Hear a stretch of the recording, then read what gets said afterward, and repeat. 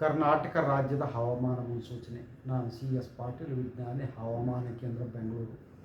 ನಾನು ಮುಂದಿನ 7 ದಿನಗಳವರೆಗೆ ಕರ್ನಾಟಕ ರಾಜ್ಯದ ಹವಾಮಾನದ ಮುನ್ಸೂಚನೆಯನ್ನು ಸಂಕ್ಷಿಪ್ತವಾಗಿ ವಿವರಿಸುತ್ತೇನೆ. ಇಂದು ಬೆಂಗಳೂರಿನಲ್ಲಿ ಕನಿಷ್ಠ ಉಷ್ಣಾಂಶ ಸುಮಾರು 20 ಡಿಗ್ರಿ ಸೆಲ್ಸಿಯಸ್ ಹಾಗೂ ಗರಿಷ್ಠ ಉಷ್ಣಾಂಶ 28 ಡಿಗ್ರಿ ಸೆಂಟಿಗ್ರೇಡ್ ದಾಖಲಾಗಿದೆ. ಉತ್ತರ ಒಳನಾಡಿನ ಬಹುತೇಕ ಎಲ್ಲ ಜಿಲ್ಲೆಗಳಲ್ಲಿ ಕನಿಷ್ಠ ಉಷ್ಣಾಂಶ 17ರಿಂದ 19 ಡಿಗ್ರಿ ಸೆಲ್ಸಿಯಸ್, ದಕ್ಷಿಣ ಒಳನಾಡಿನ ಜಿಲ್ಲೆಗಳಲ್ಲಿ ಕನಿಷ್ಠ ಉಷ್ಣಾಂಶ 18ರಿಂದ 20 ಡಿಗ್ರಿ ಸೆಲ್ಸಿಯಸ್ ದಾಖಲಾಗಿದೆ. ಚಿಕ್ಕಬಳ್ಳಾಪುರ, ಕೋಲಾರ, ಬೆಂಗಳೂರು, ರಾಮನಗರ, ಮಂಡ್ಯ, ಮೈಸೂರು, ಚಾಮರಾಜನಗರ, ಕೊಡಗು, ದಕ್ಷಿಣ ಕನ್ನಡ, ಉಡುಪಿ ಜಿಲ್ಲೆಗಳ ಕೆಲವು ಕಡೆ ಡಿಸೆಂಬರ್ 5ರಂದು ತುಂತುರು ಮಳೆಯಾಗುವ ಹೆಚ್ಚಿನ ಸಾಧ್ಯತೆ ಇದೆ. ಡಿಸೆಂಬರ್ 6ರಿಂದ ಡಿಸೆಂಬರ್ 11ರವರೆಗೆ ಕರ್ನಾಟಕ ರಾಜ್ಯಾದ್ಯಂತ ಎಲ್ಲ ಜಿಲ್ಲೆಗಳಲ್ಲಿ ಒಣ ಹವೆ ಮುಂದುವರಿಯುವ ಹೆಚ್ಚಿನ ಸಾಧ್ಯತೆ ಇದೆ.